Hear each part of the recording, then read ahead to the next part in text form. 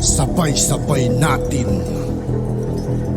alamin ang mga kaganapan na nangyayari sa ating bansa.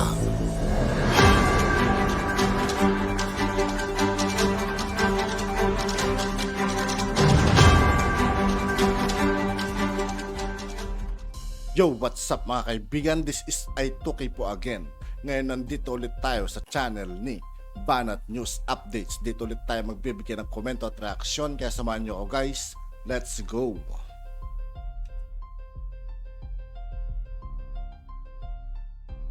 Usapan natin ngayon, ito po, no, si nanawagan po ang Congressman Rufus Rodriguez, no, na ibasura ito pong panawagan o request ni Secretary Gadon, no, na isama sa Chacha yung mga political provision, no, pati po yung extension ng panunungkulan ng mga congressman at saka yung pagpapalit ng from presidential to parliamentary. Ang makikinabang din po yung mga congressman.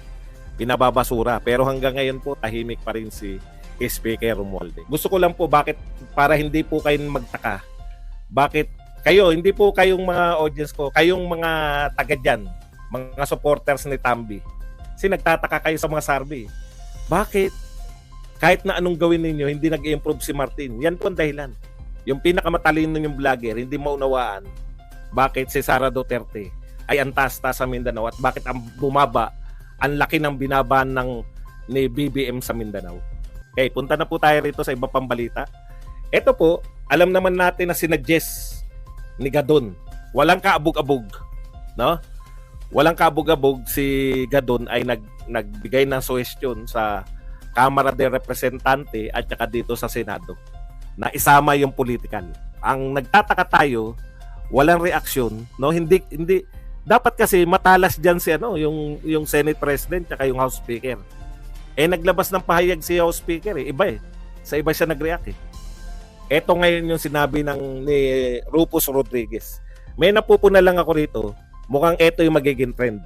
Nag-iisip na ngayon yung mga congressman. Nakita nila 88%. Hindi po nila babaliwalain yun. 88% ng tao nire-reject yung Chacha. Yung mga solid talaga yung mga hit, ano tawag natin diyan, yung mga hindi hitman. Ano tawag natin doon, yung sila Franz Castro, sila Suarez. May tawag tayo diyan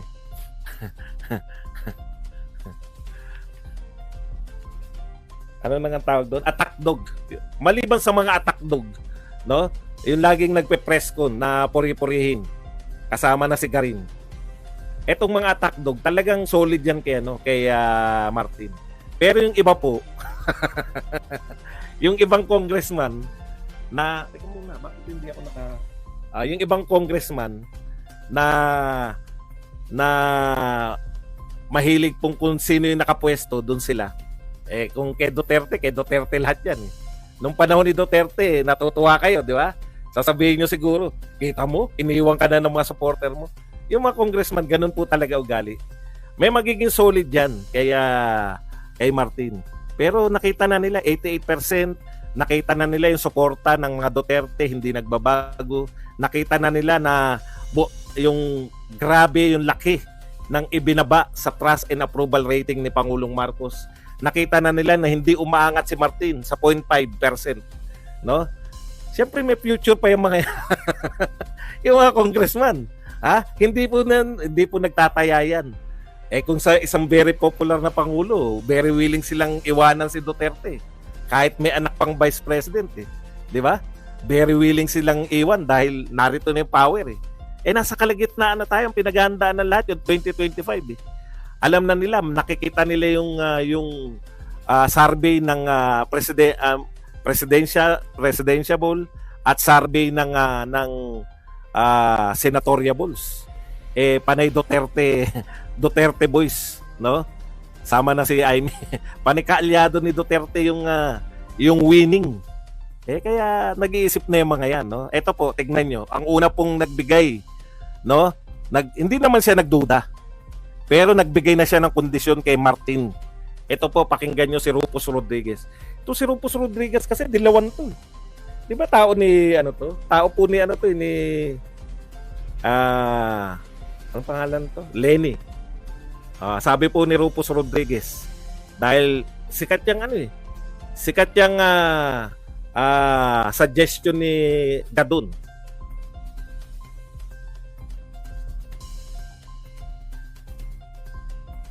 Ayun lang. Hindi ko na makita. Teka lang ha. Huwag kayo mainip ha. Kinakailangan ko makita yun. Pero nila kung nagkaburahan na. Wala. Awanin ha. Kaya sabi ko na nga ba.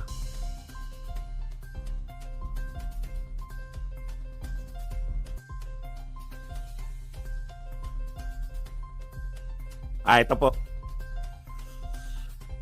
House Committee on Constitutional Amendments Chairperson. Siya pala yung chairperson, si Rufus, no?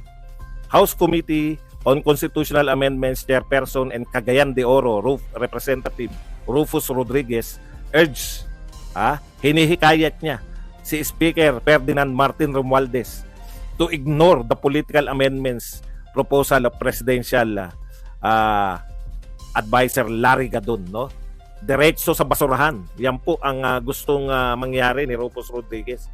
Ibasura. Ayan, no? Diretso sa basurahan. Romualdez urged to ignore Gadon's political reform proposal. No?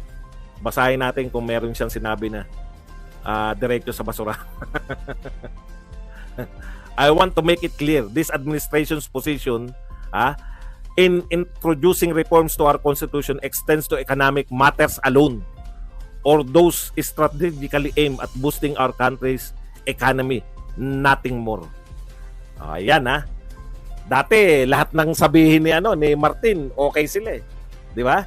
Alam naman natin na itong chacha na to ay patungo po to sa political. No? Ito po, tahasan. Meron na pong congressman, makapangyarihan po 'yan. Sabi niya, hindi ako papayag. Sinabi sa atin na economic lamang ang chacha.